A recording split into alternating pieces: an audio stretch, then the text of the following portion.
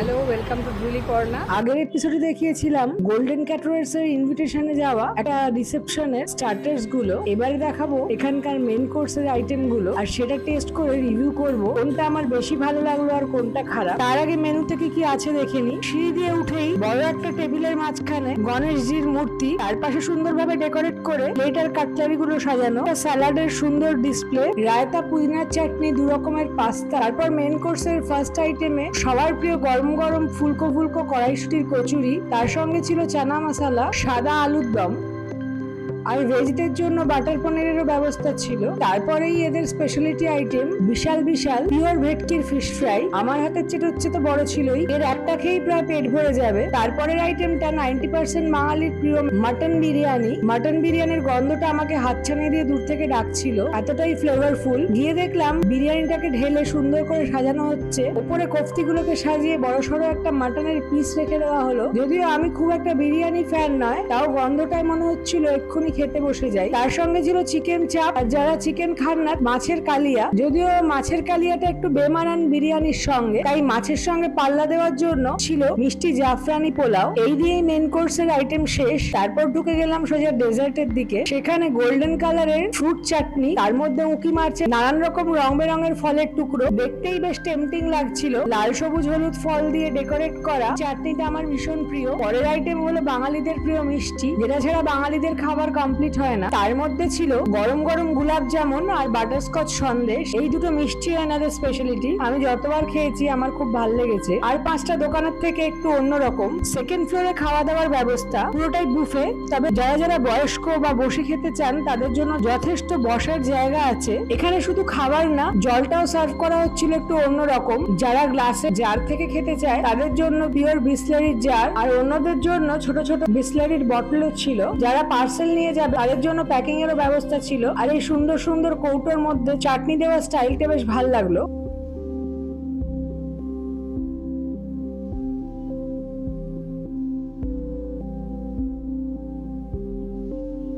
আমার food review করি, আমার চ্যানেল আছে একটা। হ্যাঁ হ্যাঁ হ্যাঁ,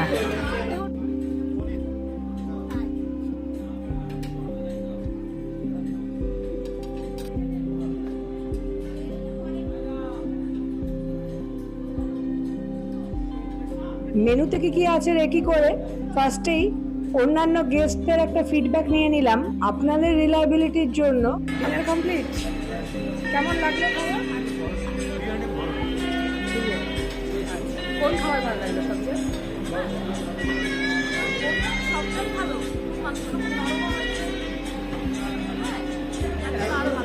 স্ন্যাক্সটা আমি যেটা ট্রাই করেছি একটুখানি একটা ফিশ ফ্রাই ট্রাই করেছি, দেখলাম ফিশটা খুব ভালো, ভেটকির কোয়ালিটিটা খুব ভালো মেনটেন করেছে। আর রাইস একটু নিয়েছিলাম বিরিয়ানি, আর মটরটা তো আমি তেমন খাই না, মানে এবার দু একটা মিষ্টি খেয়ে আমি চলে যাবো সব কটা। হ্যাঁ হ্যাঁ,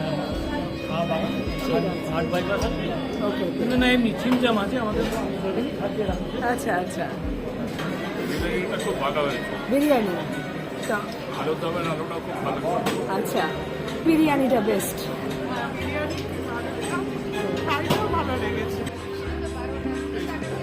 কেমন লাগছে খাবার?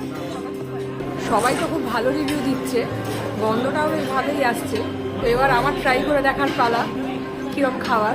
চেহারায় আর গন্ধে মোটামুটি বোঝা যায় খাবারের কোয়ালিটি কী হতে চলেছে বা কী হতে পারে। এটা দেখে বুঝতে পারছি ভালোই হয়। নিয়ে নিয়েছি প্লেট, এবার ট্রাই করে দেখা যাক এখানকার খাবারগুলো। যেহেতু রিভিউ করবো একটু একটু সব কিছুই নিয়ে নিতে হবে, কিন্তু আমার এখন একদমই খিদে নেই, জাস্ট টেস্ট। অল্প জাস্ট টেস্টের জন্য যেটুকু। খাবার দাবারের এত তারিফ শুনে আমারও খিদে পেয়ে গেল। আসলে এটা পেটের খিদে নয়, মনের খিদে। অতগুলো স্টার্টার খেয়ে পেটটা ভরেছিল, তারপর বাড়ি ফেরার পালাও আছে, তাই তাড়াতাড়ি খেতে বসে গেলাম। একদম অল্প, কম কম করে একদম টেস্টের জন্য।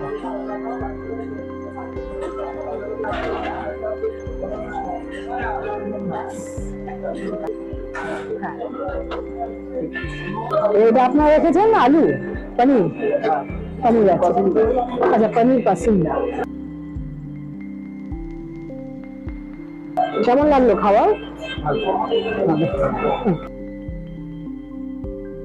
মেন কোর্সের ফার্স্ট পার্ট বিরিয়ানি, চাপ এগুলো পরে খাবো। ফার্স্টে শুরু করি কচুরি আর এই চানা মশলা দিয়ে, হালকা গরম আছে, খেয়ে দেখি।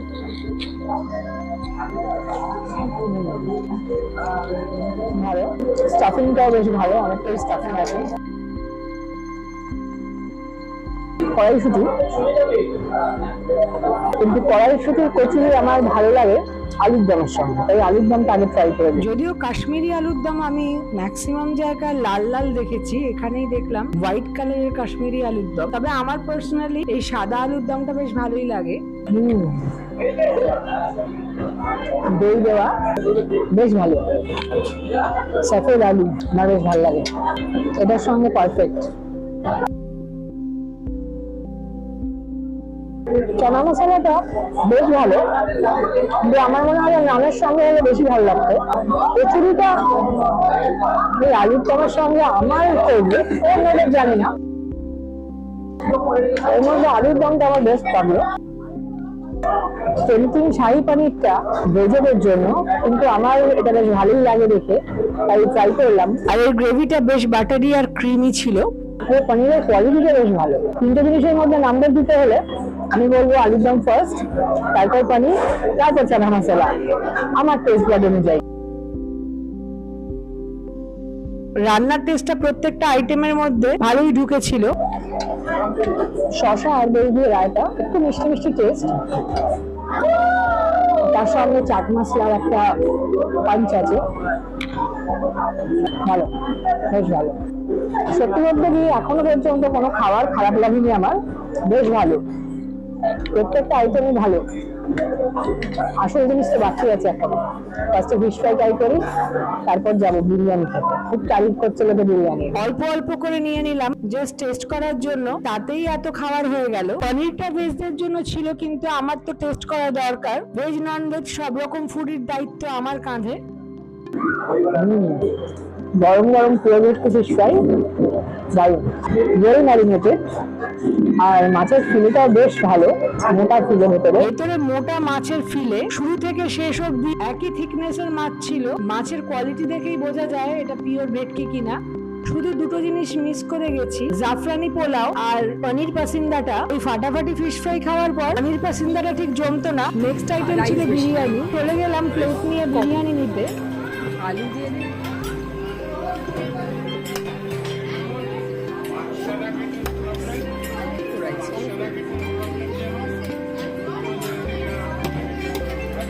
মশলা এই অতটা আমার এমনি হাঁসফাঁস করছে। এটা কি লেগ পিস উইংস? না সলিড চাই না, ওই উইংস কি? হ্যাঁ হ্যাঁ উইংস, এটা অল্প সাইডে দিই। হ্যাঁ এটাই আমার শেষ করতে টান বেরিয়ে যাবে। একটা দেবেন একটা ব্যাস। হ্যাঁ এমনি হাঁসফাঁস করছিল, তারপর আবার এতখানি বিরিয়ানি দিয়ে দিল, কি করে শেষ করবো, নষ্ট হবে। বললাম রাইস খাই না এত, তাও পাহাড় করে দিয়েছে। জাস্ট টেস্ট করি। এমনিও রাত্রিরে ভাত খাওয়া আমার অভ্যেস নেই, আমি যত বারণ করছি খেতে পারবো না বলে দাদারা আমাকে খাইয়েই ছাড়বেন। সবাই খুব তারিফ করছে,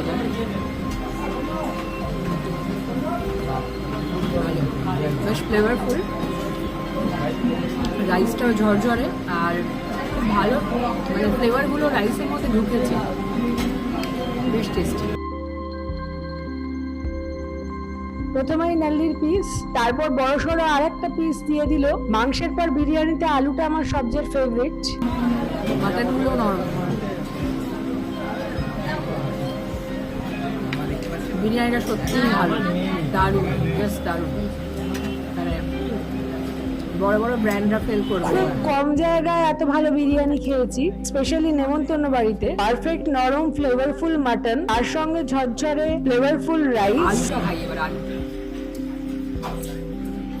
আলুটা নরম, সুন্দর, একটু বাড়িয়ে বলছি, আমার বাড়িয়ে বলার দরকারও নেই, সেটা আপনারা জানেন। নেমন্তন্ন বাড়ির খুব কম জায়গায় কোফতি বিরিয়ানি থাকে, খাবো না করে পুরোটাই খেয়ে ফেললাম। এখানকার স্পেশালিটি হচ্ছে এটা নর্মাল বিরিয়ানি না, রয়্যালে যেমনি কোফতিওয়ালা বিরিয়ানি হয় সেই কোফতি একদম করে। তাছাড়া আলুও আছে, মানে কলকাতা বিরিয়ানি উইথ কোফতি।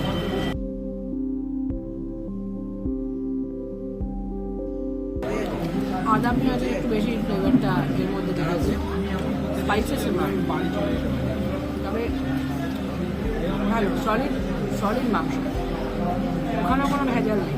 তবে এই বিরিয়ানিটা আমি না পাচ্ছি খেতে, না পাচ্ছি ছাড়তে, এত ভালো পেট ভরে গেছে বিরিয়ানি। মাছটা আমি ইচ্ছে করেই আর খাইনি, এমনিও অতটা বিরিয়ানি খাওয়ার পর পোলাও খাওয়ার আর জায়গা ছিল না। চিকেন চাপটা একটু টেস্ট করলাম, কিন্তু বিরিয়ানির পাশে কোনো কিছুই আর দরকার হচ্ছিল না। তবে এটা অথেন্টিক চাপ নয়, একটু চিকেন কাঁসা স্টাইলের। সুনির্মলদাকে জিজ্ঞেস করতে উনি বললেন এটা ইচ্ছে করেই করা, কেননা বিরিয়ানির পর কেওড়া ওয়াটার, রোজ এসেন্স দেওয়া চিকেন চাপ ব্যাপারটা অনেকটা রিচ হয়ে যায়, অনেক বয়স্ক মানুষদের অ্যাসিডিটিও হয়ে যায়, তাই জন্য ইচ্ছে করেই ওটাকে একটু হালকাই রাখা হয়েছে। রেস্টুরেন্টে বিরিয়ানি চাপ খাওয়া একরকম, আর নেমন্তন্ন বাড়িতে একটার পর একটা রিচ আইটেমের সঙ্গে বিরিয়ানি চাপ খাওয়া, দুটোর মধ্যে কিন্তু বেশ ডিফারেন্স আছে। খাওয়ার জায়গা নেই, কিন্তু রিভিউ করার জন্য তো খেতেই হবে, তাই টক মিষ্টি মিষ্টি, যেমন আমার ঠিক পছন্দ। কিটকিটে মিষ্টি ভালো লাগে না, এটা একদম পারফেক্ট। দুধ চাটনি অলওয়েজ বেটার নর্মাল টমেটো চাটনি থেকে। কমলা লেবু, আঙুর, কাজু, কিশমিশ, বেদানা, কলাও ছিল দেখলাম। আমি কমলা লেবু প্রেফার করি। টেবিলে আমার সঙ্গে বসে খাচ্ছিল কিছু বাচ্চা স্টুডেন্ট, তাদের সঙ্গে ইউটিউব নিয়ে বেশ গল্প জমেছিল, তার সঙ্গে খাবার দাবারের ফিডব্যাকও নিয়ে নিলাম। আইসিসের পথে দুর্দান্ত খাবার, আমি তো ফুল এনজয় করেছি। আমার তো আমাদের মিষ্টিটা সব থেকে বেস্ট লেগেছে। এখানকার এই মিষ্টিটা স্পেশালিটি। ফিশ ফ্রাইটা আমি খেয়েছিলাম স্টার্টারে, ওটা তো একদম ফাটাফাটি। ফিশ ফিঙ্গার ছিল স্টার্টারে, হ্যাঁ একদম ফাটাফাটি। ম্যাক্সিমাম জায়গায় সেম থালাতেই ডেজার্ট দিয়ে দেওয়া হয়, এটা আমার খুব বিরক্ত লাগে। এখানে কিন্তু সেপারেট প্লেট ছিল চাটনি আর ডেজার্টের জন্য। আচ্ছা, চাটনির সঙ্গে মিষ্টি, তার মধ্যে গোলাপ জামুন। তাড়াতাড়ি গরম গোলাপ জামুনটা মুখে চালান করে দিলাম, এটা ঠান্ডা হলে টেস্ট চেঞ্জ হয়ে যাবে। নরম স্মুথ একটা টেস্ট, খুব ভালো। এদের এই দুটো মিষ্টি আমি আগেও খেয়েছি, বেশ ভালো বানায় এটা। এই ক্যাটারের স্পেশালিটি কিছু আছে, তার মধ্যে এই মিষ্টি দুটো। আর নর্মাল মেন কোর্সে তো আছেই ফিশের আইটেমগুলো, আগেও খেয়েছিলাম, এবারেও বেশ ভালো লাগলো।